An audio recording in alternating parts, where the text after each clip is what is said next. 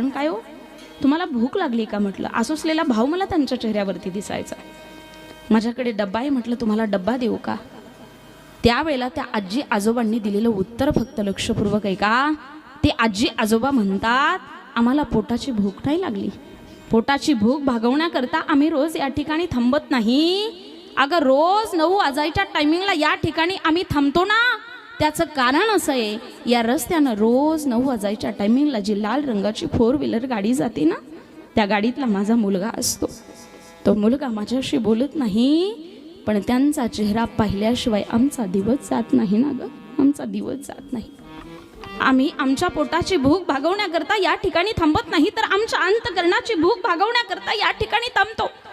माई बापांनो, आपल्या अंतकरणाची भूक माय बापाची तेव्हाच भागत असते ज्या वेळेला ते आपल्या मुलाचा चेहरा डोळे भरून पाहतात. इतकं जर माई बाप आपल्या लेकरावरती प्रेम करतात